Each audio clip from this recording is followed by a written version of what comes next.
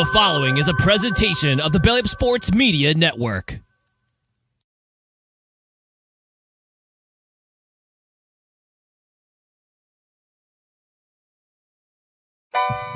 Ladies and gentlemen, it's time. It's Thursday. It's Corner Booth pregame. You ready? No debate, cause it's all. I'm too official, got the drip, I got the sauce. Bring the proof when it's time to tell the truth. I'll be at the corner booth, find me in the corner booth, yeah. Still standing and defiant. Slay the competition, cause I'm walking like a giant. Bring the proof when it's time to tell the truth. I'll be at the corner booth, find me in the corner booth, corner booth.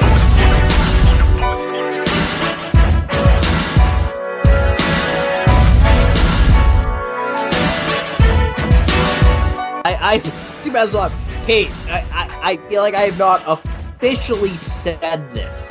I've tiptoed around it. Kate, will you marry me? Do I have to answer now? Or No, you have time. You can think about it. You can think about a way to say no without hurting my feelings if you want. Oh lovely. I'll send you a letter. Just don't even. Alright, cool. Thank you. Shit. I'll send you my address later so you can send it to my house.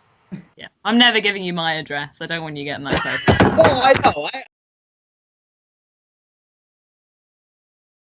Ladies and gentlemen, welcome to the Corner Booth pregame. I'm your host, Jerry Clem. Great episode today. This is our third annual NFL record prediction show. Obviously, the usual suspects have returned from last year. Mason cannot make it today due to unfortunate circumstances. He will be here in 2 weeks as we get ready for the NFL season while we kick off our prediction specials, college football, and then our 3-part pro football series because, you know, we're just gluttons for punishment. Either way, joining me, of course, is dude's rocking like some Cindy Lou Who hair right now. This man is my co-host, my partner in crime from the Connecticut shoreline, ladies and gentlemen, the TikTok sensation, Matt Rodazzo.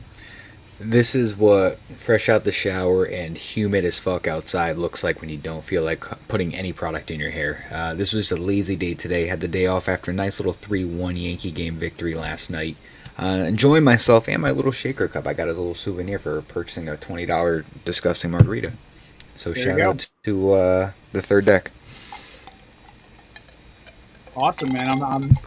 I'm happy that you have enjoyed your Yankees game. You're not the only one who went. Another one of my friends went last night, so they were telling me about it. Also joining us from the great state of Texas, ladies and gentlemen, the host of Insert Name FC, a diehard Houston sports fan, and the only smartass who made a joke about the debt of me buying a truck, ladies and gentlemen, Hector Flores. I had to. I just had to. I gotta shit on your parade somehow. That's okay. Also, I made it worse though, because then I corrected your grammar. So I had ex-girlfriends who used to do that. Matt knew both of them. All right. And, of course, joining us from that other website that we won't mention, this man is a golf expert, a gentleman, and a scholar. He enjoys fine wines and tea times, and he is somehow a masshole. Ladies and gentlemen, my man from Divots and Pivots, Andrew LeDuc. How's it going? Anyone else have Brian Harmon winning the Open last week? Because he was in my lineup, just saying. Hey, listen, man, fuck it. Go for the winner. I thought he was Butch Hartman's kid when the first time I saw his name. I'm always for American that pisses off Europe. So Fuck yeah. Amen. I'm going golfing tomorrow for the first time in my entire life, and one way you know that I am not a golfer nor have I ever played golf is that I bought a glove for each hand. Didn't even question why they sold them individually. So I'm rocking 2 gloves tomorrow. I love that. I want a picture of that. that's gonna be a lot of shanking. I speak from experience because I still haven't gone back after that. Well, so like, I remember watching the Office episode where Andy was at the range for a couple hours before he golfed, and he had all the blisters on his hand and everything, and I'm like, he should have had only gloves. your lead hand, dude. I don't even know what my lead hand is. The opposite of your dominant hand. All right, so I'll bring my left glove. Well, as somebody who has a very violent lumberjack-like swing, I blow through gloves like crazy. May I recommend the Callaway, their camo glove is amazing. It's my favorite. I can put up with my abuse. Also, FootJoys make good ones too. Yeah, I like the FootJoy gloves as well. Do not buy any Under Armour or Nike. You will blow through them in 30 seconds. Yeah, no, I'm rocking a Vice one right now, so I've only used it like 2 or 3 times, so it's too early to say how well it ends Don't up. buy Ghost either. It's overpriced shit. Well, that sounds about right. Yeah, Or all right. be a We have a man couple and just do it barehanded. Yeah, Just okay. raw That's dog not, it. I actually one time ripped a callus clean off my hand at the driving range because I forgot a golf club. All right, we have a couple comments here. Our boy Cold Iron 0727 says over under Texas 6.5 wins. I will give you a preview. I think they will. I'll explain why later. And of course, our fellow Connecticut show, Fit Down Sports. He's loving your wine there, Mr. Duck. Everyone does. Love it. Thank you. Well, leading us off, DeAndre Hopkins got paid, ladies and gentlemen. It's happened. He's going to the Titans somehow. I don't know why. I don't know. I don't get it. I'll let you guys go. I have to step away for a second, but I'll obviously weigh in. D-Hop, Titans, gentlemen, discuss. I don't. And break. I don't know how do you say it? I've never seen such a talented player in the NFL just so not want to chase a ring, if that makes sense. Like DeAndre Hopkins was the best next to Andre Johnson. You could arguably probably say he could have been better than Andre Johnson as a Texan, but he's one of the best receivers the Texans have ever had. You go to the Cardinals, they get one of the best receivers in the league. He does damage there, still puts up 1,000 yards no matter how many games that he misses.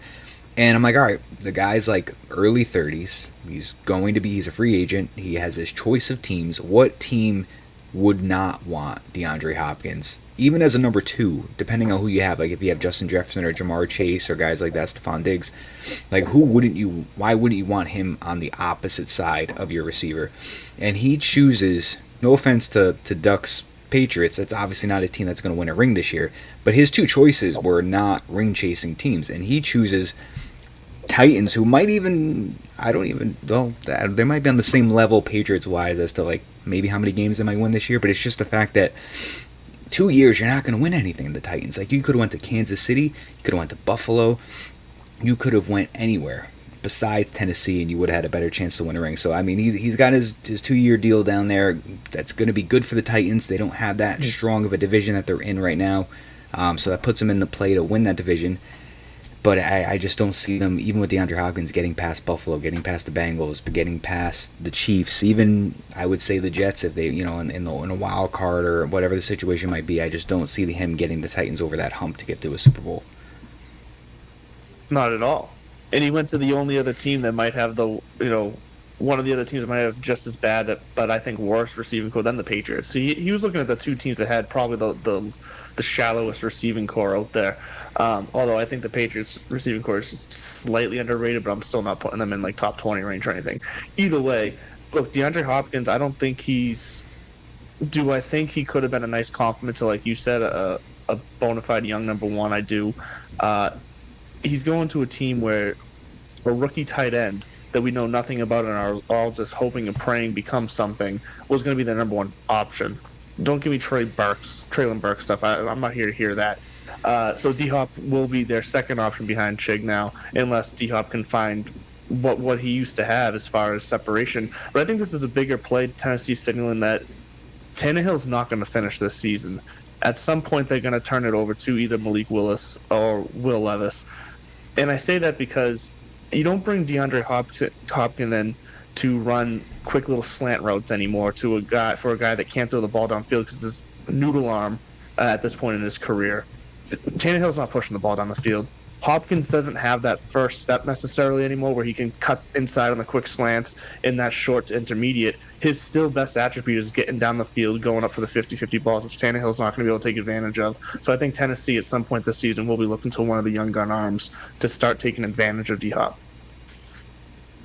I think DeAndre Hopkins is addicted to like mediocre quarterbacks.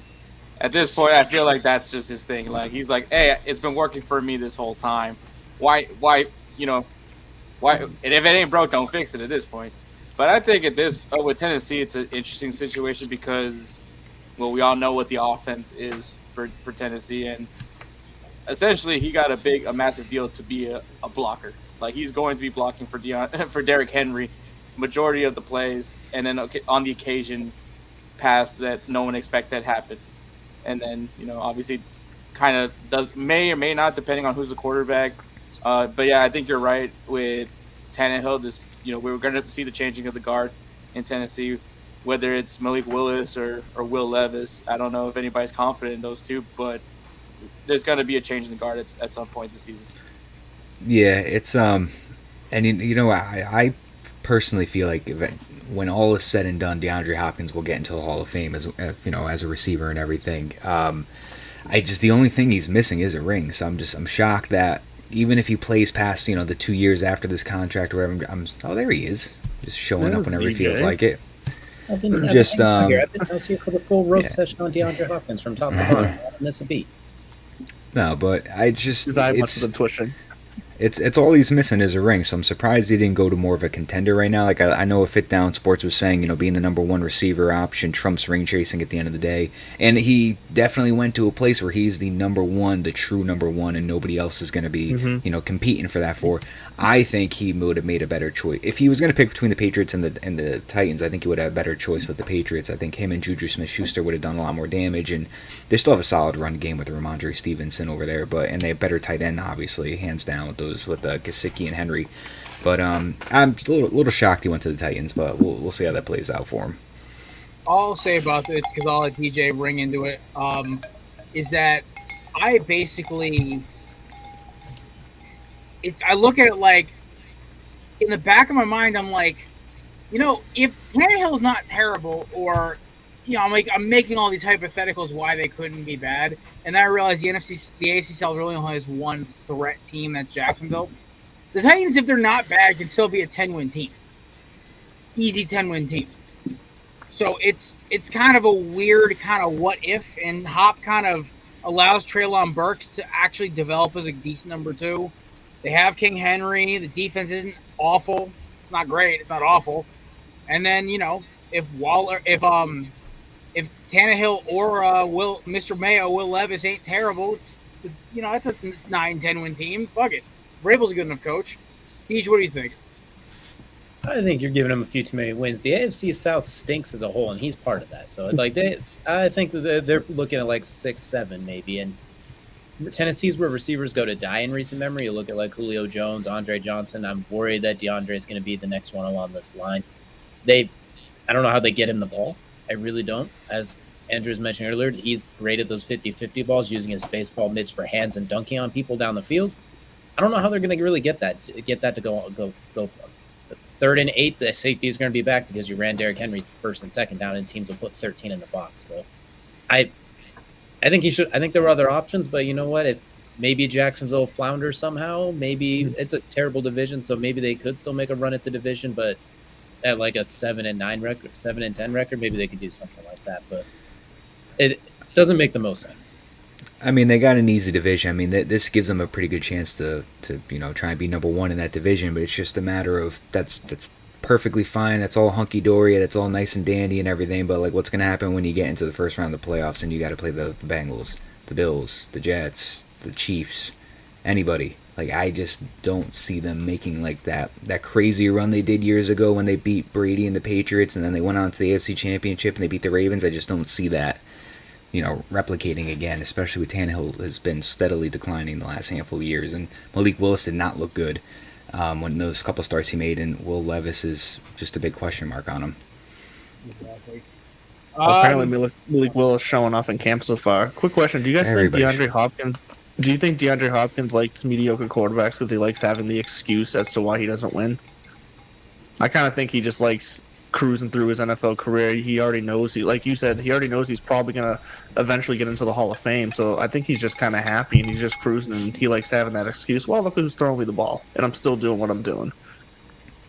Yeah, this man, he had the choice of his quarterback. Man could have picked any team. There's no way only the Pats and Titans were the only teams in the NFL that are interested in DeAndre freaking Hopkins. That's not realistic. Yeah, if you want to rank anywhere for the price. I do wonder what the discrepancy with price is. Maybe the Bills did offer him, but they offered him like negative pennies on the dollar or something like that too, where like maybe they were offering 1 million, where the Titans are offering 15. That's a steep drop to go chase a ring. That's a lot of money to leave on the table. So maybe everyone else did offer, but the gap in what they were offering might have played a role in it. I don't know. Alrighty. All right. We got to talk about the elephant in the room. Running backs have been the entire conversation so far, and training camp has been underway for less than 48 hours. Some teams have been there for a week, but they don't really count. Neither of them win the Super Bowl. Let's talk about the fact that literally Saquon, after holding off and not taking a deal, goes back and takes maybe one of the dumbest deals I've ever seen, and just kind of like hurts the whole, hey, let's pay our running backs more than a year. And the incentives are absolutely fucking insane. I think he has to run for like almost a career high in rushing. Yeah. Touchdowns, like 1,400 or something. Touchdowns have to be like tying a career high. I don't know who has a gun to his head, but this was the worst thing I've ever seen a player just take off the rip like that. Yeah, that was interesting. I didn't expect to see it. I mean, they only really the tag was what, like 10.5, 10.1, so it was like maybe like a $900,000. Yeah. Yeah, so they got a little bit of an increase. It was, but I don't know. If I'm Saquon, how mad are you after you sign that deal and then like a day or two later you see Andrew Thomas just gets 5 years and gets the bag, and it's like, oh, they do have money to dish out. They just don't want. That's them telling you without telling you, we don't want to pay you. We're going to give this guy all the money. Sucker. That's what it is. Yeah. And you know what? And in Saquon's credit, next to Christian McCaffrey, because in this category, McCaffrey to me is number one, but I think Saquon is the second most versatile, dynamic, dual threat running back, like dangerous guy in the league. But that being said, he had 5 years in the league, and he had a good year 1 and a good year 4. Or a good year 5. Years 2, 3, and 4 were just a blur because he barely played on the field and he wasn't good and he was injured a lot. So he had 2 great years in 5 years, and I just don't see why I'd want to pay somebody $15 million a year for 2 out of 5 good years. Because you pay Daniel Jones way too much money, and when you see the numbers with Daniel Jones when he has Saquon and the numbers when he doesn't have them, you can't afford to have Daniel Jones without Saquon at this point. The numbers are a stark contrast, and it's not like the numbers are that high anyway. I mean, he has yet to throw 20 touchdowns in a season. So you basically gave him you gave him $3 million for every touchdown pass he's thrown, it feels like. So I think they just overspent everywhere else. They could pay Saquon. They probably should have, but not with where they paid the rest of them. Like you said, 2 out of 5, not great. But when he is there, he is the only thing keeping your quarterback from not being ran out of the league at this point, who you just paid 2 bags to. Let me ask you this, guys, because I've had Giants fans written about how Andrew Thomas is this great, excellent tackle. Round the horn, comments, let me know. Is he worth this contract? Yeah. Is he good enough to be part of this contract? Oh, yeah. Yeah, I think he did. He didn't. What, like Joe Flacco elite? Or are we actually talking elite? No, he was actually elite. Is like Lane Johnson and Tyrone Smith and like, who's the dude from the Niners who's so scary and runs like a fool? Oh, Trent Williams. Trent Williams. I knew it was like with some of the team. Yeah, no, that's elite at a tackle position. Andrew Thomas, I watched him get smoked by Josh Sweat 3 times in the same drive. It's not elite's a loose term. Elite for a Giants offensive lineman. Now there's their label.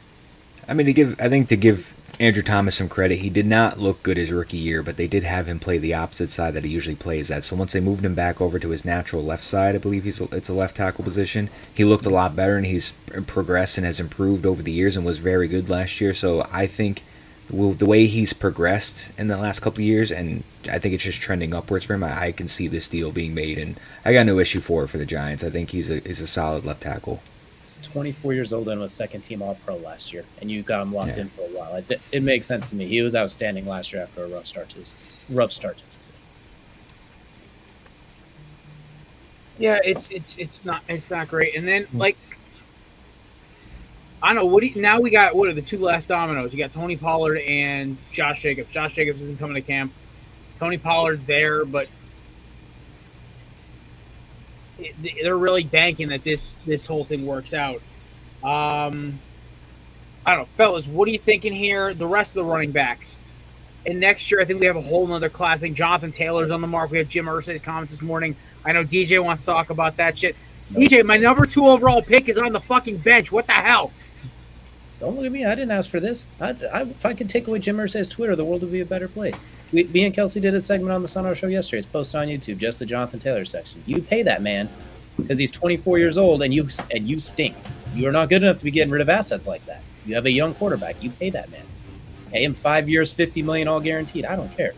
At the end of that, he's still under 30. You pay that man. You suck way too bad to be getting rid of former All-Pro players. I just did the whole thing drives me up to the wall. I'm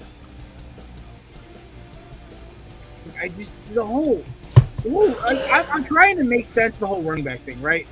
And I understand like the league is done towards like this whole like pro. Matt just slamming away on his keyboard. This whole pro like passing, anti-running. Every team that's won the last couple of years has won off of a productive running game, even if it's just 4 different running backs running their heads into a brick wall and getting yardage. Last year, who was the most dangerous player on that Chiefs team? It was fucking Pachenko. Pachenko's what was killing the Eagles later in that game. He was grinding drives out. Yeah, Kelsey was doing his thing, but, you know, Pachenko, it was just different. And then the year before with, the fucking Rams, they had this, like, Akers and Henderson, all this shit, right? It's not... And I believe the year before that, the Buccaneers, playoff fucking Lenny. It's in Rojo. A lot of shit. It's just running the football is essential when you get deep into the postseason because you can control the clock and you can just run the clock out, or you can just run and keep your offense off the field. So running is the ultimate, I'd say, handbrake for an opposing offense. See, but I think you just nailed every NFL team's point here is that all those guys you just listed, it changes year to year. The Chiefs, same position in the playoffs, and in 1 year it's Edwards Helaire, then it's Jerick McKinnon, or it can be Isaiah Pacheco. I think that's their point here, is that they feel like as long as they set up the scheme and the offensive line correctly and have a quarterback who knows how to check out of plays when it's needed, then they're comfortable running whoever out there, just the hot hand. That's why they're not willing to pay these guys. And I think to add on to that as well, though, you're talking about Pacheco, a guy that was a late round draft pick, and then becomes the other gambit, I guess you could say, is that there's going to be another, group of running backs that are coming in out of the draft, and you don't necessarily have to go get a first round running back. You could probably get more value out of a third rounder or even a fourth rounder. Well, this also goes into my thing about how, the Lions overdrafted on Gibbs. I think Gibbs is elite, but now the Saints are trying to offload Kamara's contract because, one, he's a liability off the field apparently, and now, two, they just don't have the money to keep that contract. I think there needs to be a balance, though. I'm not saying you have to throw every running back Adrian Peterson like money, but giving them a couple years. Philadelphia is the most interesting situation this year. And this is even because I have an Eagles hat backwards and a Rodney McLeod jersey behind me. It's the fact that they're giving two running backs that have struggled with injuries in their career, along with Kenny Gainwell, this opportunity to basically be a three-headed monster. Now, listen, Swift and Gainwell could get hurt, and it could be the Rashad Penny show. Or it could be the Kenneth Gainwell show. Or it could be all three. And you know what the craziest thing is? It's going to work behind that O-line, and one of them is one, two, or all three of them are going to get a monster contract off of it for some other team or the Eagles. I think running backs are being used post-first contract incorrectly. I think they should push for incentive and prove-it-based multi-year deals. Yes, get some guaranteed money up front in every year if you can, but also be like, hey, I'm employed for multiple seasons. I keep running my ass off. I stay with the team. You know why Adrian Peterson played as long as he did? Not because, he's the best running back of our generation, at least of all of us growing up. It was the fact that he also was always on the field. He missed what? One whole season? No, he missed not even. He missed, I think, less than a whole season's worth of games his entire career. That should tell you something right there about availability is the best attribute. And that is why Henry got paid. That is why I believe, even though Jim Irsay talks out of his ass, Jonathan Taylor, if he plays this season, will get paid. The biggest kicker is they want to avoid the David Johnson situations of the world, where you are literally sitting there paying this guy who plays for 4 snaps and his entire career literally goes in a tailspin. I will say, too, using the Chiefs as an example is unfair considering they have the advantage of arguably the best coach in the league, the best quarterback in the league, the best tight end of all time, and a defensive tackle that was a Defensive Player of the Year candidate. No team should be able to use that as a caveat. Like, well, we saw the Chiefs do it. Okay, when you get those 4 things on your team, then you can ignore paying running backs. Or the Buccaneers of playoff lane, you had the GOAT quarterback, 3 all-pro receivers, and 7 Pro Bowl defenders. Okay, when you get those, then you can skip your running back pay.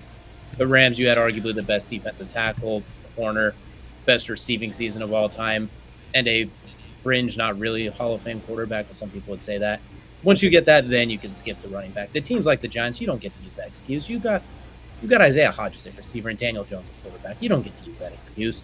Look at the Colts. You stink. You don't get to use that excuse. Like, we don't even need to go into all their problems. And the Raiders, you have Devontae Adams and he's still won 4 games. You have Jimmy Garoppolo for 6 games before he gets hurt. You don't get to use that excuse. These other teams don't get to use that excuse to not pay guys. Like, you don't have to pay them $40 million a year, but you can give them receiver number 2 money. A lot of those guys are your second best receiving option. Fair enough.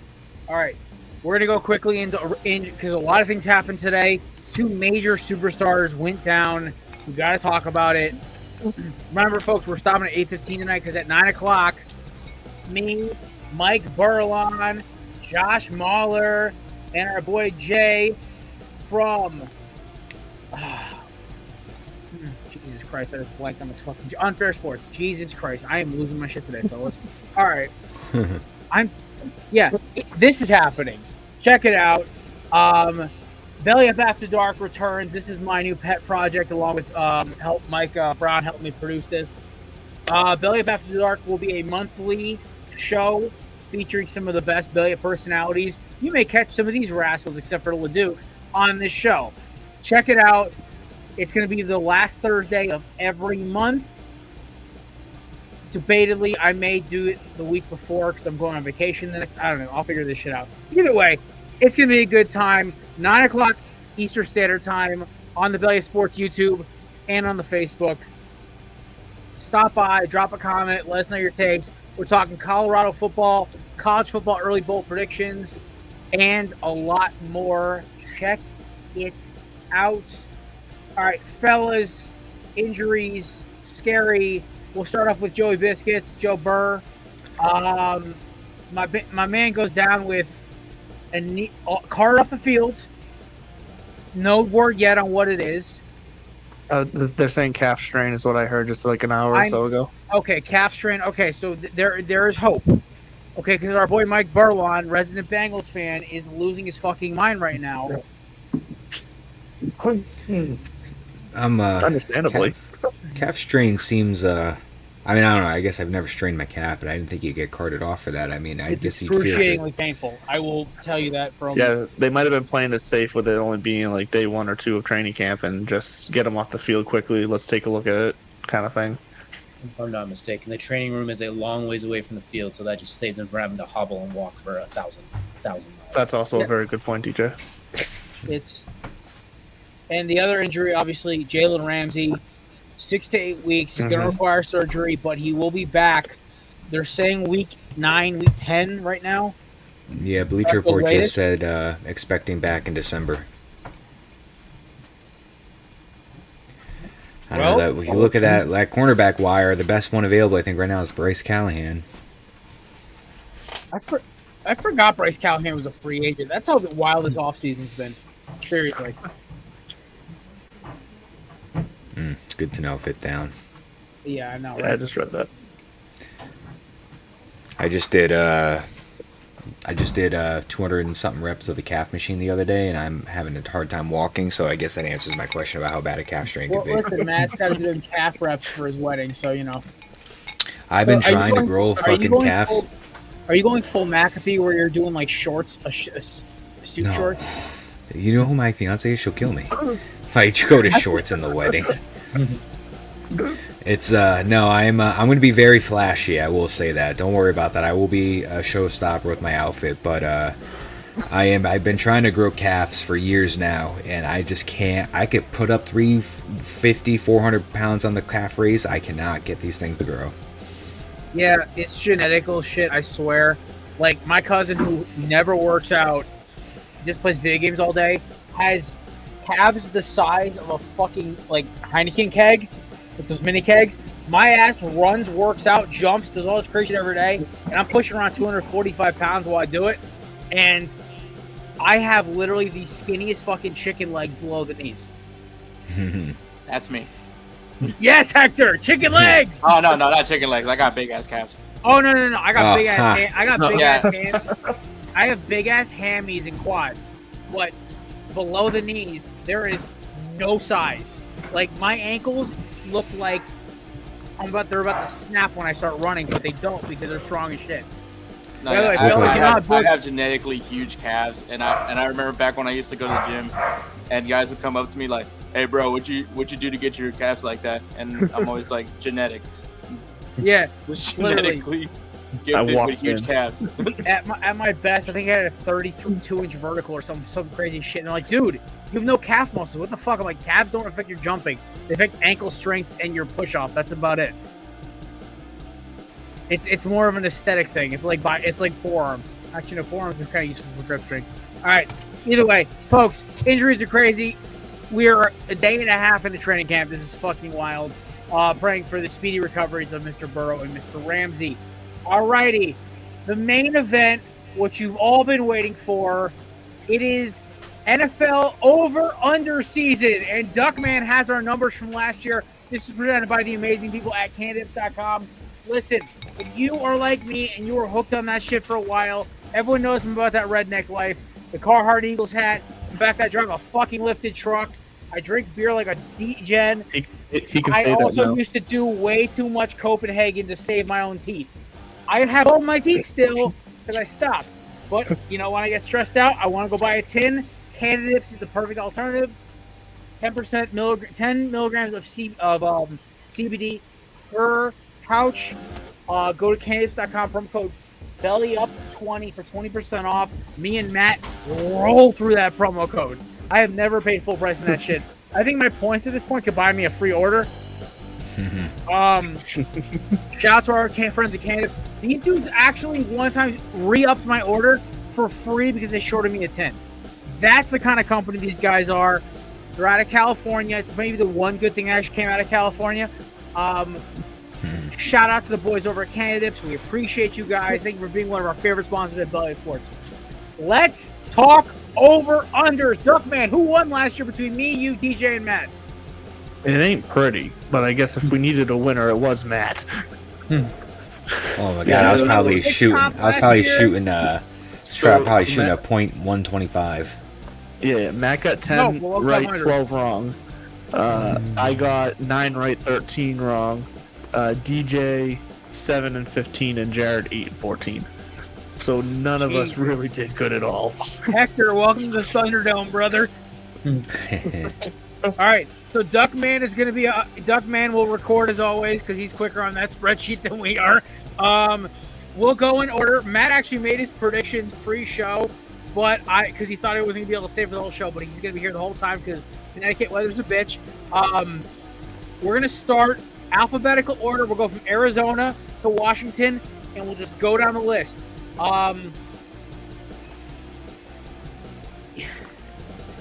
Matt texted. I was going to use Matt's list, and I realized he texted me his averages, not the actual averages. Oh, I was on the DraftKings app. Yeah, I know. And now I got to open the fucking app because I'm like, oh, Matt's got the list right here. I don't have to use it. Did you say we're going in alphabetical order here? Alphabetical order. Fantastic. I'm gonna start typing the Okay. teams in. Of course. Now DraftKings is going to be a bastard about everything. Isn't Arizona's like 4.5 or something like that, or something ridiculously low? It is 4.5. All right, Arizona, Matt, if you don't mind having those things up because the DraftKings app is not working for me right now. Arizona 4.5. I'll lead it off because this is my show somehow. Kept it alive. I'm going to go under. They will have the second worst record in football this year. They are going to have a abysmal 3 wins max. 3. So alphabetically, who's next? That'll be we, Atlanta. we going last name? Atlanta. Yeah, Oh, I so- thought we were going by alphabetically within all of us. Oh, he Oh, said no, no, no. the team name. I'm like, shit, We're going who's after? clockwise. We're going clockwise here. All right, hey, Sydney Keyboard Lulu, attack. what are you picking next? I'm taking the under on Arizona. I don't have a lot of faith in them this year. I don't think they have the right head coach, and I don't think Kyler Murray is going to really do much this year with the little that he has. So give me the under on Arizona. Alrighty, Hector. All right. Well, I'm sure Call of Duty is going to drop some expansion packs pretty soon. So I'm going to go ahead and take the under for Arizona. Yeah, I think that they're going to be bad.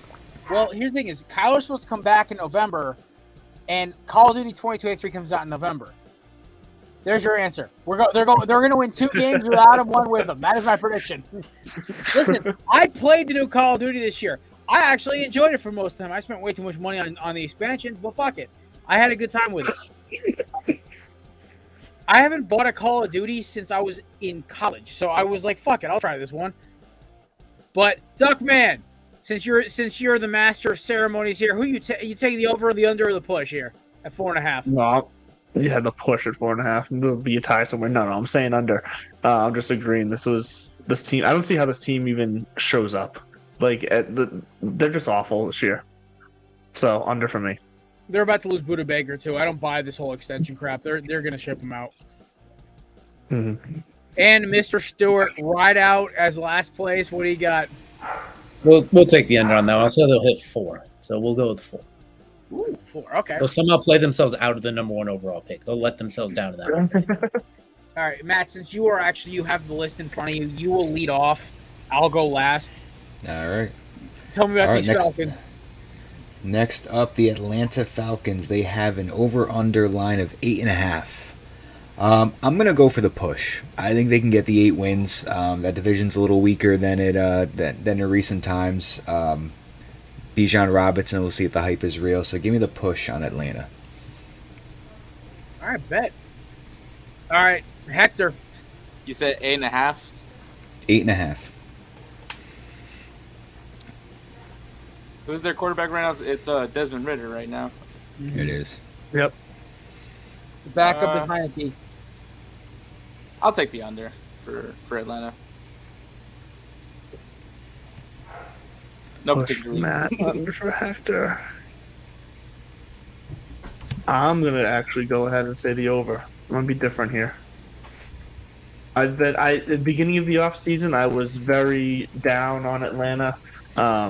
But the more and more I look at their options and their schedule, I think they can get to that 9-win spot. I'm going to take the under until they actually learn to throw the ball to Kyle Pitts, because for some reason Arthur Smith hates him. So until they figure that out, I'm going to take the under, probably about 7 to 8 wins. Fair enough. I'm gonna roll with under as well. My kicker is that, unfortunately for the Falcons, I don't trust Desmond Ridder yet. I think Matt Collins is going to have a great season for the Falcons. I loved what I saw, and apparently, I know I'm reacting to like training camp tape. Leave me alone. I have a soft spot for Matt Collins because of his 2017 Eagles role, but at the same time, I like how they're built as a roster with Bijan, Drake London, Pitts, and now Mac. Honestly, Matt Collins proved he's not a bad number 2 or 3 receiver out in Oakland or Las Vegas. If Ridder even reaches half potential, I think they're going to get just below the 8.5. I think 8.5 is set way too high. I think they're going to get exactly 8 wins, but this is the closest I've come to a push so far. Next up, we have the Baltimore Ravens. They have a line of 10.5. I'm going to take the over. I think they can get 11 wins. Even with or without Lamar Jackson, even with Tyler Huntley, they've proven to be able to win some games with him, even with that defense and everything. And now you add Odell Beckham Jr. and Zay Flowers to that mix. They still have Mark Andrews, Lamar Jackson staying, obviously, and we'll see if J.K. Dobbins can be healthy or not. But I think they can get to that 11-win mark this season. What'd you say the spread was on that again? Sorry. 10.5. 10.5. Yeah, I'm gonna go with the over as well. I think the additions of Zay Flowers and Odell Beckham is gonna be very beneficial for Lamar Jackson's development. So yeah, I think they can definitely go over the 10.5. Fair enough. Yeah, I'm right there in that boat as well. I like this offense the way it's looking. Granted, like with every team, as long as they stay healthy, I think this team is very injury prone here. But yeah, I like them at that 11 win mark as well. I would probably take the under, but with Joe Burrow being banged up, I think that could affect him early in the season, just as far as timing and everything goes. So I'm going to take the over and get him just 11, just because I think I'm worried about the Bengals a little bit more. So I'll take the over. I am going to go with under. I think exactly 10 wins. I don't think since this Burrow injury, if this Burrow injury really is a calf sprain, you're getting a better Cleveland team. You're getting a better Pittsburgh team. And you're getting a Baltimore team who overpaid and didn't really fix their problems. I'm a big proponent in offense and defensive line is what wins you championships. Congrats, your quarterback can run and has a big contract. What's the difference between you and Philadelphia, or you and Kansas City, or you and Buffalo, or you and I wouldn't say Buffalo, you and Cincy? Those teams have pass rushes and O lines. Baltimore's pass rush is at best, and their offensive line is at best. I don't buy this at all. I think it's going to be a very, very up and down season for Baltimore. They will be a wild card team, in my opinion, but they're going to have to fight till week 18 to do it. Next up, we have the Buffalo Bills. They have a line as well as 10.5. This one was tough. Originally, I had them with the over. I felt like they could win at least 11 games. I'm gonna stick with that. I'm gonna stick with it and take the over. I really want to say they're gonna push, but I'll take the over and say they get 11 wins. You saw a little bit of a decline in Josh Allen with the interceptions with the year without Brian Dable as his head coach, and they didn't really make too much adjustments on the defense. They lost Edmonds and. So the running game is still questionable. They've got Dalton Kincaid now, but I think Buffalo will figure out a way to get to at least 11 wins. So give me the over on them.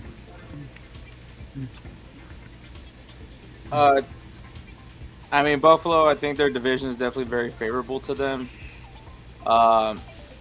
They didn't necessarily do anything, like, in my eyes, to say that they've improved.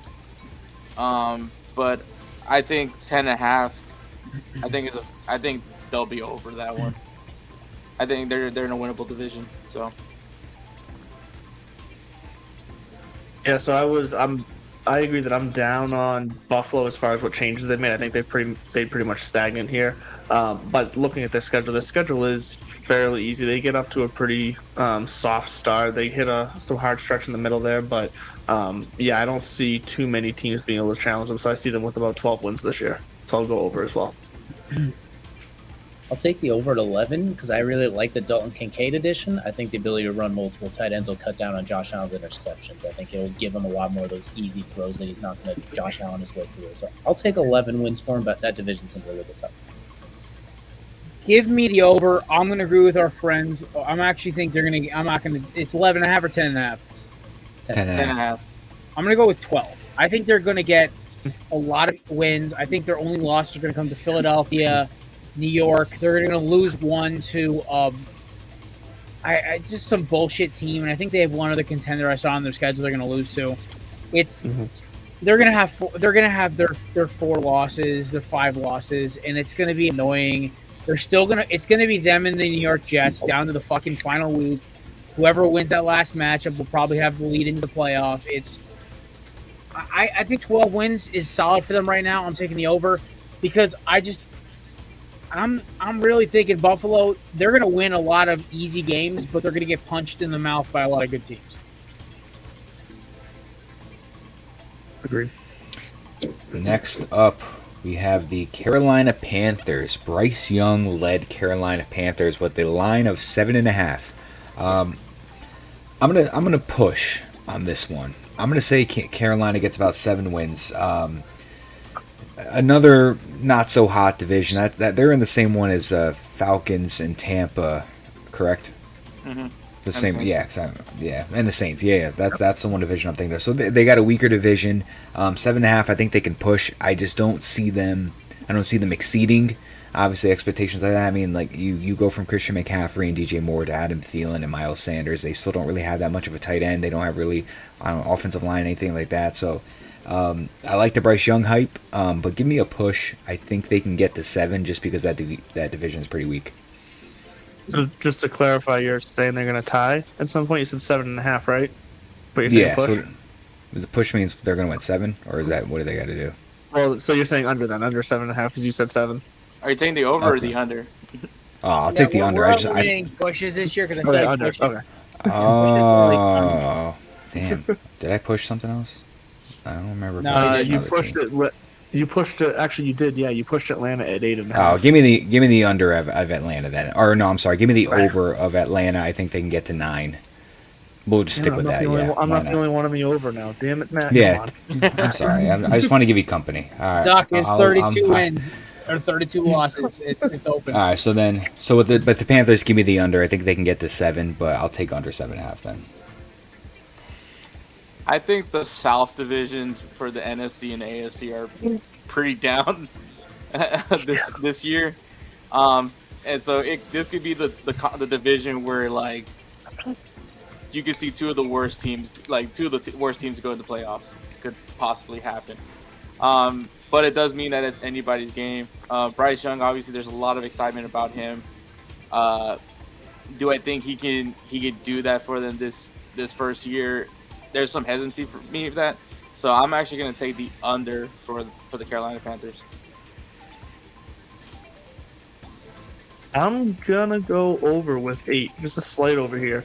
I like Bryce Young the more I'm watching, the more I've looked into him. Even though it's a young receiver core, I actually low-key like this receiving core, and I like Adam Thielen being the guy that's like the veteran presence for them. And I do like Miles Sanders in this offense, so I'm gonna take the over with 8, like as a big part of it as well.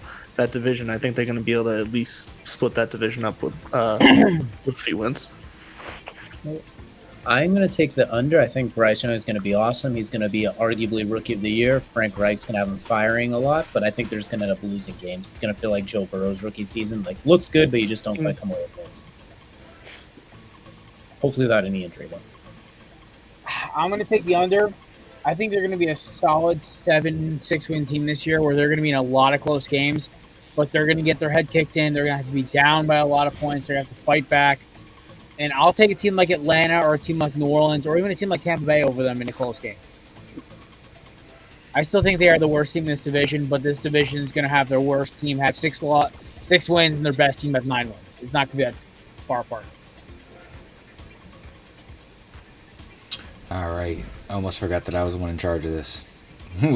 Next up, we have the Chicago Bears. They got the same thing. They got a line of 7.5. I'm going to take the under with Chicago. They're still going to have tough times with Detroit and Minnesota. Green Bay, I think, is going to be weaker this year, but I mean, at the end of the day, adding DJ Moore is not going to solve all of your issues with that team. They made a lot of additions, and I think they're gonna make a pretty decent splash this year. But I just don't see them exceeding the 7.5 right now. So give me the under. I think they get to 7. Damn, Fifth Down, who's been in. By the way, shout out to Fifth Down Sports for hanging in for every single prediction. He's got Chicago at 5 wins. I'm gonna go ahead and say I'm also taking the under. I think that there's some potential with Chicago, but I don't think that they're gonna reach it just yet. I think this is gonna be one of those years to see like get them to gel together, but I don't think this is not yet it for the Chicago Bears. I don't know what I'm usually negative on all my shows, but I'm once again gonna take the slight over with 8 here. I like what Chicago's been doing. I know they're young. I know they got a lot of growing pains to get through, but I just like this team this year, and I never like a Chicago team, so I gotta ride it. I'm going to take the over as well. I think they can hit 8 or 9. I think they've had so much turnover in the previous year and a half or so. That's why they've been so bad. I think now they got a little stability and another year with the coaching staff and regime. So I'll take the over by a little bit. Alrighty, I'm going to take 6 wins, because here's the kicker. The NFC North, to me, is the Lions division to lose this year. I think they have the highest potential. They have the best offense and the best defense. They have the best offensive line. I believe they have the most consistent quarterback.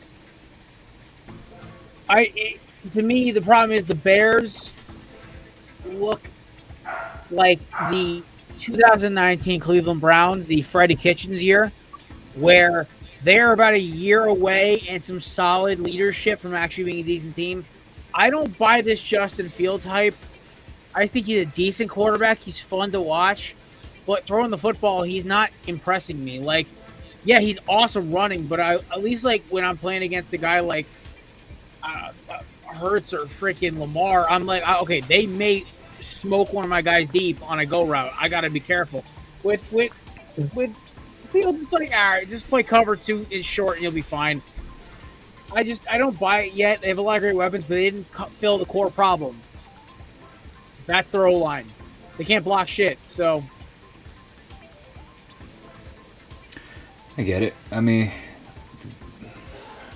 thing almost just like crapped out on me. There we go. Cincinnati Bengals, 10.5 line.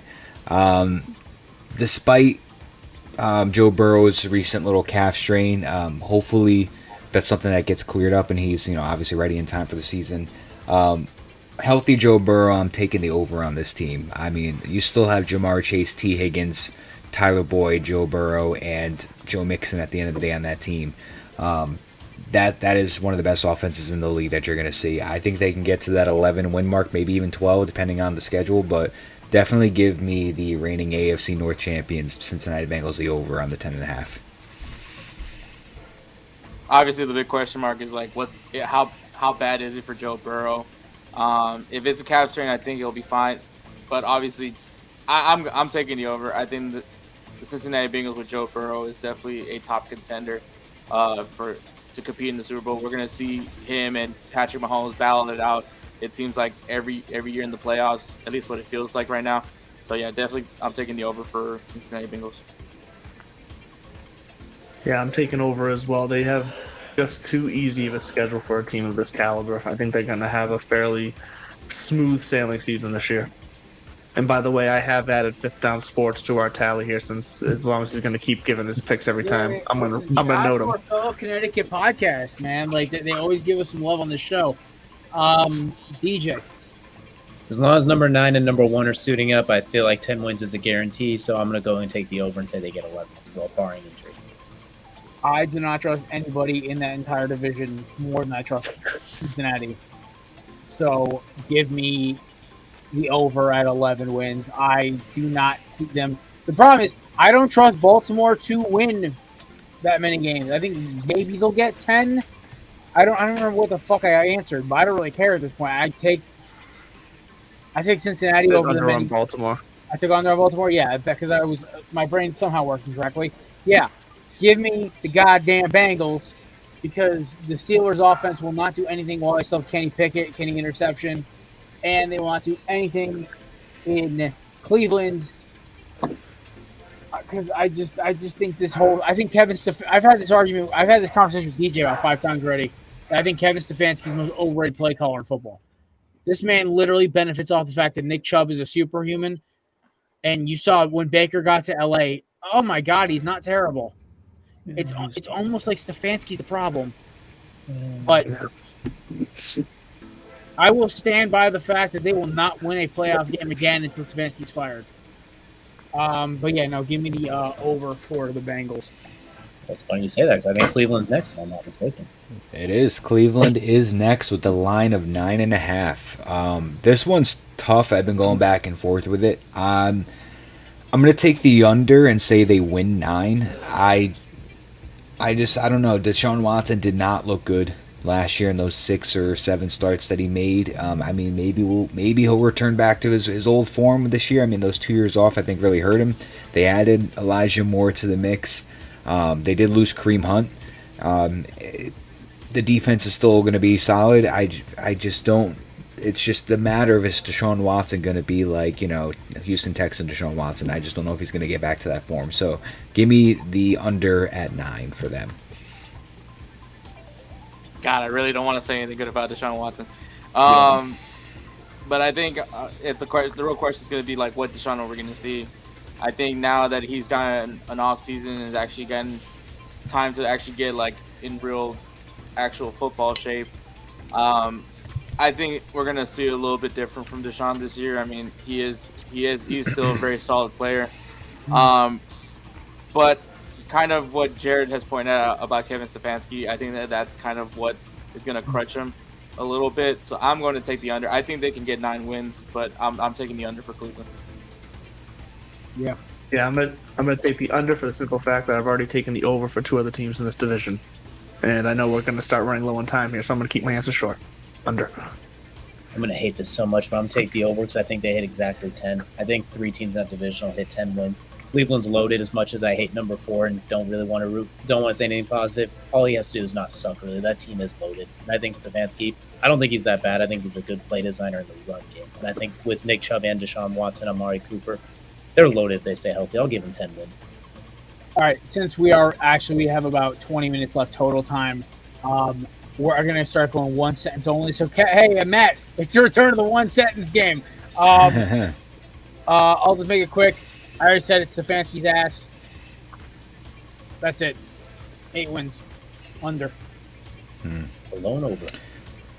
I hate it. Now we have America's team, Kelsey's team, the Dallas Cowboys, with a line of 10.5. Mike McCarthy calling plays. Zach Martin's possibly holding out. I mean, you had Brandon Cooks. I'm going to take the under and say that they win 10 games on the dot. I just don't see them exceeding 10.5. Under. Huh, fair. That's quick. I'm also going to take the under here. I'm going to take the under and say they might finish 4th in the division. Ooh, Wow. I love that. I love Wow. that. Under the I Commanders. have them finishing third right now. I just love it because of how salty that is. I love that. I have them finishing third. I am taking the under as well. I'm going to give them 9 wins. I think Dak's interceptions are going to continue. Trayvon Diggs is not worth the contract he signed. Also, they need Zeke to Agreed. beat Philly. Agreed. I think Agreed. the stat was Trevon Diggs has the most interceptions in the last 2 years, but also has the most yards given up at the same time. So it's pick your poison, whichever one you want. Next up, the newly claimed enemy of the New York Jets, the Denver Broncos, after Sean Payton's heinous comments, because he can't keep our freaking names out of his gosh darn mouth. But the Denver Broncos with an 8.5 line. This is tough because this is just around it. I'll give them. I'm gonna take under, mostly because I just don't like Sean Payton anymore. There's a little video of him ripping a bong with a bunch of little kids, so maybe check that out on Twitter. But I'm gonna say that. Define kids. Is it in the Kevin James movie? I don't know. They were probably 20, but he was definitely ripping a big ass bong. But give me the under. I think they get 8 wins, and I think Russ is gone after that. I'm going to go with the under. I think their division's a little bit challenging as well. Yeah, under for me and Fifth Down Sports. Give us your pick for Cleveland 9.5, and I'll add it in here. I'm going to take the under as well. The defense is awesome, but until that offense starts clicking, I'll wait to see it.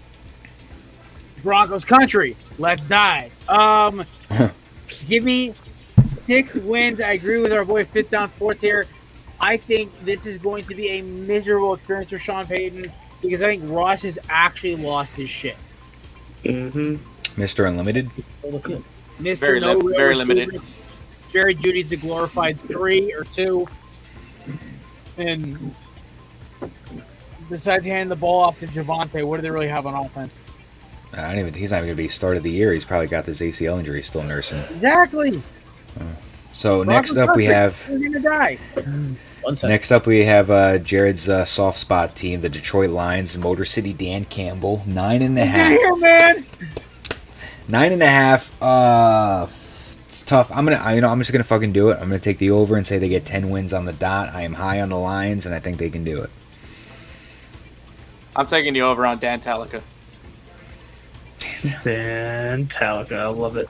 I'm taking the over as well. I'm taking the under. I'm not as big of a fan as everybody else. I think everyone in that division wins 9 games. There are 3 things guaranteed in this life: death, taxes, MCDC, doing up downs. Challenge. Give me over. I got 11 fucking wins. Oh man. Challenge. All right, we got Green Bay Packers up with a 7.5 line. I don't know. I mean, Jordan Love should be good after sitting behind a 2-time MVP quarterback in Aaron Rodgers in those handful of years he was there. So I'm going to take the over, but I don't think they exceed 8 wins. I agree with Matt. I'm taking the over. I still think they're not gonna like win the division or anything like that, but I think that they'll go over 7.5. Yeah, I'm taking the under at 7 wins. Taking the over because everybody in that division is winning 8 or 9 games, so we'll go over. But fair. Give me the. What was the line again? I'm sorry, my brain just. 7.5. Yeah, 7.5. Give me the over at 8 wins because they're going to finish in second place because I'm going to shit on the Vikings in about 5 minutes. All right, next up we have Hector's Houston Texans at a 6.5 line. I like what they did with Stroud. I love that they got back in there with Will Anderson. John Mechie is coming back, but I'm. It's yet to be seen. Anything promising right now. So give me the under at about 5 or 6 wins. I think this is going to be a learning year, but I think they exceed next year. But give me the under right now. I think that the fact that this division is pretty winnable, I don't think that there's anything that can go a little crazy. I think the Texans will actually exceed expectations. I'm not saying they're going to win the division or anything like that, but I do think that they can go over. Yeah, I think this is a team that can surprise, at least in the division, not necessarily across the league. So I'm going to go with the over around 7 wins. I'm going to go with the under, but just barely. I think they're going to be in a lot of close games, but just fall a little short. Give me the over. Give me 7 damn wins because I think that they are. I said 7 to 8 wins this year, and everyone looked at me crazy in our bold prediction show. I'm sticking with my guns here. They can easily lose 10 games by less than 7 points because it was like, they have the worst receiving core. They really don't. Long Neck Mills is just not a good quarterback. One sentence. See, DJ's the good One referee. sentence. Flag on the play. Flag on the play. It's my show! Not anymore. Next up, we have DJ's Indianapolis Colts with a line of 6.5. I'm going to take the slight under. I just think that they're going to probably start the year off with Gardner Minshew, and they're going to throw Anthony Richardson in there, and I just don't think Anthony Richardson's going to be ready this first year. I think he's going to be fantastic after that, but they're still missing a lot of pieces on offense, in my opinion, and I can see them at that 6-win mark. And I'm sorry, DJ. You don't have to apologize when it comes to those strats. Not because I'm a hater, but the under. DJ, I'm going to sit here with you, and I'm actually going to stay over at 7 wins. If Gardner Minshew starts the season, it's the way under. If Anthony Richardson starts the season, it's slightly under. They're tanking for Marvin Harrison Jr. We're going to take the under. A lot of close games. Anthony Richardson's explosive, but we'll take the under. It's probably like a 4-win season. Somebody's got to take a big fat L. It's not just because DJ's an asshole. All right, give me the Colts at the under. Challenge that. I'm a nice guy. All right, we got the Jacksonville Jaguars up next with a 9.5 line. Trevor Lawrence looked very good without fucking kicks his own kicker, whatever his name is, Urban Meyer. I don't know why I can't think of his name. Give me the over at like 10 wins. They got Calvin Ridley. They've got Evan Ingram had a pretty good year last year, so give me the over on them with 10. Yeah, I mean, I think that this division is winnable. Like I said way too many times at this point, but I think Jacksonville is slightly better, so I'll give them the over. I like the over as well. This Jacksonville team should be fun to watch this year, so give me the over. It was 9.5, right? Second number? Yes. 9.5. 9.5. I'll take the over. I think they can just squeak out 10 because they're probably going to go 5-1 against the rest of the division. They can squeak out 5-1. I am going to take the over. Give me 11 wins for Jacksonville. I called it correctly last year. I'm calling it again. 11 wins. They were a 10-win team last year, and they added Calvin fucking Ridley. They won 9 games. Boom. Well, still, that still gets them over. So. All right, we got the Super Bowl reigning champions, Kansas City Chiefs, up next with an 11.5 line. I'm taking the over. I think they'll get to 12 or 13 at least, and it's just really to be seen as to are they ever going to get the under. So they always figure it out. So give me the over on the 11.5. I'm taking Chiefs Kingdom over. Yeah, I'm taking over as well. Even in a year that I thought was their least consistent under Pat Mahomes, this far they still managed to win it all. So easy over. Take the over until they don't take the over, until they show they can't take the over. Mm-hmm.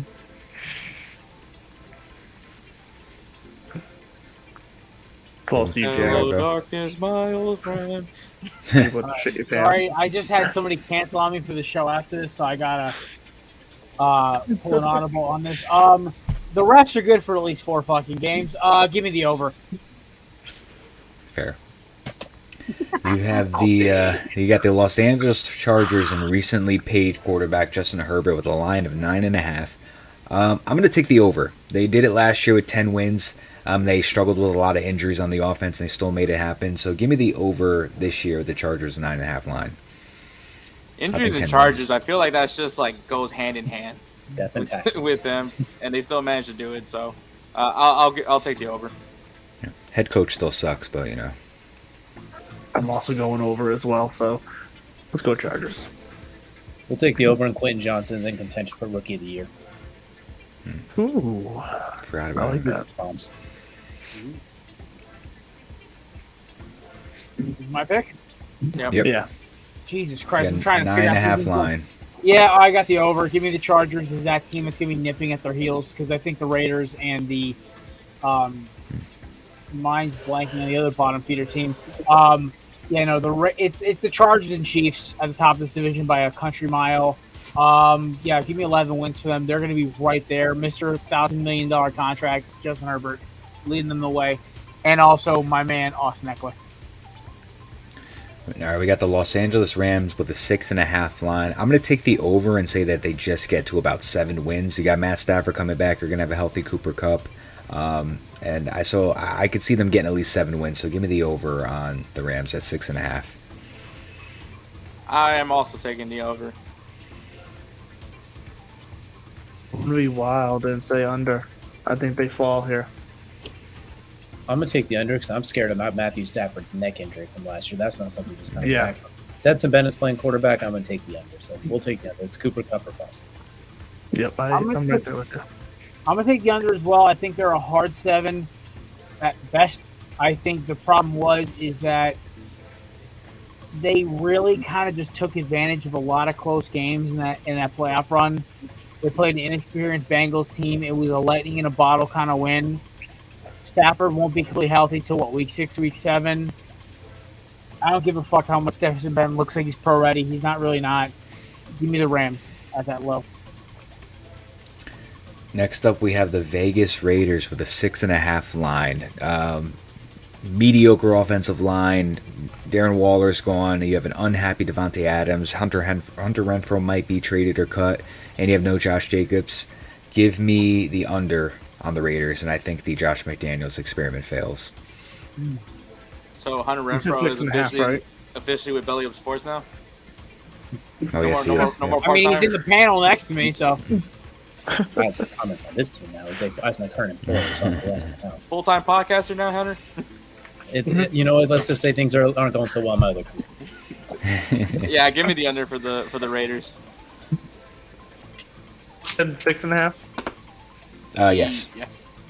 6.5. Yeah, under for me as well. If they cut Hunter Renfrow, it's well under. If they don't cut him, it's still under because they stink. So we're going to take the under. Tell they have him a pretty Jacoby quarterback. Myers doesn't do it for you. all right. I want to take the over so bad, but I can't do it. I think Jimmy G is going to – I really hope he doesn't, but there's something to tell him he's not going to be ready for the season. I just can't. And this whole Jacobs thing, 6 wins for the Raiders. Mm-hmm. You Next up, you got the Miami Dolphins with a 9.5 line. I'm going to take the under and say that they win exactly 9 games. You got Tua Tagovailoa who can't stay healthy. You have Mike White who also can't stay healthy. So if one goes down, the other one's probably going to go down with them. And they just lost Jalen Ramsey till December. So give me the under at 9 exact. I want to be Tua-thon, but I don't think I can. I'm gonna take the under. I'm also taking the under. I think the AFC East is just mediocre enough across the board that they'll lose a couple they shouldn't probably. I'll take the under because of the Jalen Ramsey injury. If he didn't get hurt and was going to be around, I'd take the over at 10. But with the injury, I'm going to take the under at 9. Give me the under. I am not a Dolphins truther. I think they're going to still have a better record than the Patriots, but the problem is that how many games are we getting Tua for? How many games are we getting certain? Are we getting Waddle or Tyreek? They're like, I'm waiting for guys to go down with injuries on this roster. And we already saw Jalen Ramsey's going to be out till December. That leaves an entire hole on the other side of that defense. I don't believe in this team like everyone else does. This isn't a Finn's year. It's looking more like tuna cans at this point. And what do they say when it comes to Tyreek Hill? Once you start thinking about retired, you're already retired. And he said he's probably going to finish up here in a year or two with Miami. So Unless you're Sounds wrestling, up. then you just keep coming out of retirement. that's different. That's Yeah. Next up, we've got Jared's favorite team he's waiting to shit on, the Minnesota Vikings with an 8.5 line. I'm going to take the over. I'm going to take the over and say that they're going to get to the 9-win mark. I know they lost Thielen and Cook, but they added up, I believe it was Jordan Addison.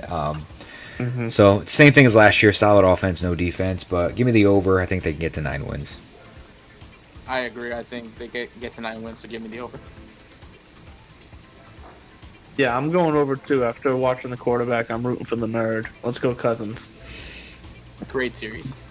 Give me the under. They won way too many games by the skin of their teeth last year. That's probably not going to repeat. And their offensive line stinks. No Dalvin Cook defense stinks. Give me the under. They get 8 wins. Skin in the teeth and hair of their nuts. I don't buy the Vikings team at all. What? Nobody heard the hair in the nuts. The hair of your nuts. They literally skimmed by in every possible way. I don't buy this at all. I think we're going to have a disgruntled Justin Jefferson by the end of the season. I think that KJ Osborne is going to get a lot of catches. Fantasy sleeper right there. But this defense is fucking ass. They didn't fix any of their real problems. They can't stop anybody. Under. They made it in last place. Fifth Down Sports summed up the essence of the Vikings so well. They're 10 wins and then lose in the first round because that is the total Vikings way to go. Justin Jefferson ends up a Bengal, but within 2 years. Oh my god. Ooh. Next up, we have Ducks team, the New England Patriots, at a 7.5 line.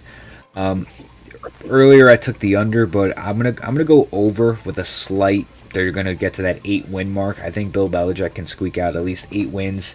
Mac Jones just has to be average or above average at best just to kind of get them by. I mean, they don't.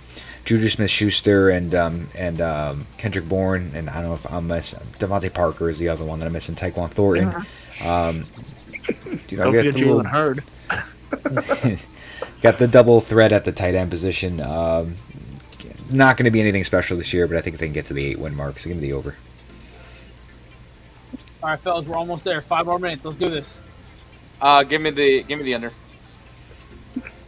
I'm gonna go over. Give me the under. That's a tough division. I'm going to say over, but it's not like an impressive over. I'm talking 7 wins.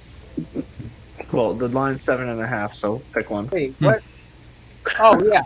It said, Matt, you wrote 6.5. Oh, my bad. You motherfucker. All right, yeah, I'm taking the under there. I thought it was, maybe. All right, next up, Saints. Saints 9.5 line. The only thing they were missing last year from winning a little more games is a competent quarterback. So give me the over at 10 wins with that weaker division. Over.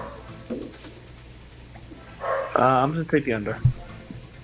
Give me the under at 9. They'll be fine, but that division still stinks. They're going to get shithoused by any team outside of the division, but give me the over because their schedule looks fucking easy. 10 wins. We got the Giants up with a weird little fishy line, 7.5. Kind of concerned why it's that low. Kind of makes me want to go the under. Just thinking about the Vegas odds, but I'm gonna go the over. Just over 7.5. I don't know why the line's that low. I agree. The line should probably be a little bit higher, but I'm going to take the over. Yep, over. That is interesting though. Give me the over, and Daniel Jones finally throws more than 20 touchdown passes this season. Woohoo! Is that in the script? But it should be. Better be. Yeah, give me the Giants over. I got them with 10 wins. I think they're going to be the second best team in this division. I think keeping Saquon makes them a threat. I don't think they're going to test like the top tier teams in the NFC, but still 10 wins. All right, next up we have everybody's favorite team, the New York Jets. I'm slamming the over, and if anybody says under, they just want planning my demise, and they just want to see me suffer. Well, what's the number? 9. Oh, forgot. Whoops, 9.5. He was locked in on his answer. All right, over on the 9.5. I mean, it's Aaron Rodgers. 9.5. Over. Give me the under. Just because now I want to. Give me the over. They just barely hit 10. Give me the over on my AFC runner-up. I am taking at least 11 wins for the Jets. I think they're going to just be an absolute pain in the butt to beat, and they're going to win a lot of close games. Thank you, fifth down. Same old Jets is my point exactly. Yeah. All right, who's fifth down sports team? I'm going to take the under on whatever their team was. Fucking Giants fan, probably. All right, give me the under. Oh, too right, late. next. You already said the over. Next up, we got Jared's Eagles with an 11.5 line. This team looked like they got weaker in the offseason with the guys that they were losing, but they just completely did a 180 in a positive way in the draft. So give me the over. I think they can get to that 12-win mark. Well, I'm going to take the over for the Philadelphia Bulldogs. Over. Sorry, that's my turn. Over. You said it was 11.5? Yes. 10.5. Oh, it's 11.5? Yep. Yeah, at this moment it's 11.5. I'll still take the over. Okay. I'll take the under. I think they get to 10. Maybe even second in the division. I highly doubt it. Whoa. Doubt that. There's going to be some growing pains. I think that, unfortunately, that Nakobe Dean, first-time starter, Edmonds, first-time starter, Sidney Brown, first-time starter, it's going to be a pain in the ass. They're still going to win 12, 13 games. Over. Fucking over. Pittsburgh Steelers up next with an 8.5 line. I'm not buying the Kenny Pickett hype or the Allen Robinson edition hype, so I'm taking the under. I think they can get to 8 wins, though, but I'll take the under. Under on the Steelers. 100% agree with everything you said, Matt. Under. I agree with everything you said, but I'm taking the over because Mike Tomlin somehow never finishes under 500. It makes no damn sense. Standard You know what? is That's standard. I'm going to keep rolling. This is the year he's going to lose. All right, next up we got the Seattle Seahawks. They got a 9.5 line. I'm going to take the slight under and say that they get to 9. I'm not sold on the Geno Smith hype. It was that 1 year. I want to see what we can do this year. So give me the slight under at 9. Okay, I'm going to take the under as well. Under for me as well. Geno Smith was a flash in the pan. I'm going to take the over. I think they have a chance to win the division. Jackson Smith and Jigba is that third guy in the running for Rookie of the Year. Between Quentin Johnson and Bryce. Give me the over for the future NFC West Division champion Seattle Seahawks. I think these Niners fans are too concerned about a game against Philly in January. They're going to get their ass kicked. Go Seahawks. All right, next up, we're sticking on the West Coast with the San Francisco 49ers. They got a line of 10.5.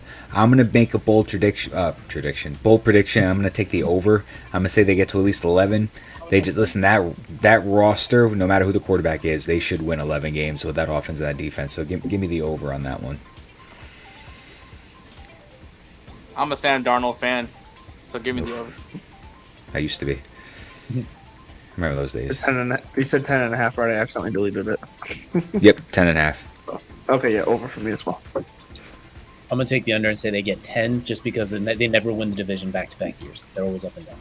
Yeah, also give me 10 as well. A good roster gets you at least 8 wins, and whoever the hell they're throwing at quarterback is going to get you 2 against bad teams. I think they have a world of hurt coming because they got to realize you actually have to draft a franchise quarterback at some point. Got Sam Darnold. We have reached the final 3 teams. These next one up is the Tampa Bay Buccaneers with a line of 6.5. I'm gonna take the under and say that they get to about 6 wins. I'm just not buying the Baker Mayfield or the Todd Bowles hype. We got to remember their coach is Todd Bowles, so give me the under. I'm gonna take the over, but I think it's 7 wins. Yeah, I agree with Hector. I like the over for 7.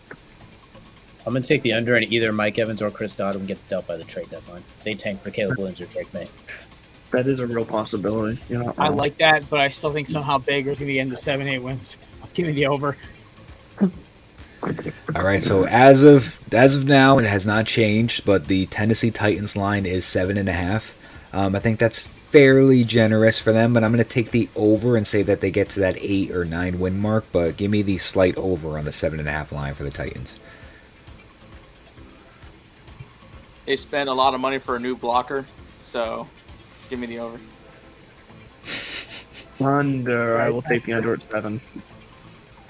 I'll take the under. They feel like a 6-win team. They're going down. Downward trajectory. Some fucking way Mike Vrabel's going to win 8 games. Give me the over.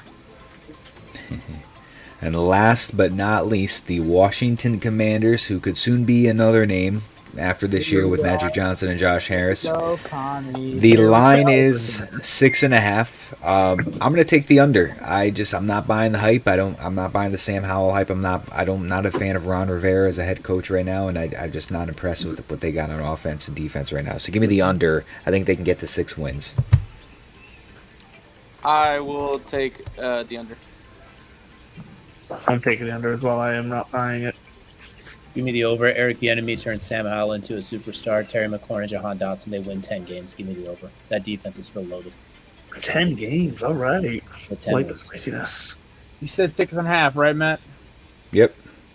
Give me the under at 6. I think they're going to get right there. I think the problem is that the enemy is overrated. It was all Andy Reid's play calling the whole time, and a defeated-looking Cowboys team is not the same as a pissed-off Cowboys or Giants or Eagles team. So Sam Howell's going to get absolutely ripped. And that concludes all 32 NFL teams for the over-under. All righty. Ladies and gentlemen, we appreciate you for stopping by. Please check out our friend, Mr. Hector. Hector, we can find your amazing shit. At Insert Name FC, Spotify, Apple, anywhere you can get a podcast at, that's where you're going to find it. We do have a new episode on Friday talking about MLS All-Star, Messi and Mbappe. It's a lot of shit going on. So, yeah, Insert Name FC. Hell yeah, brother.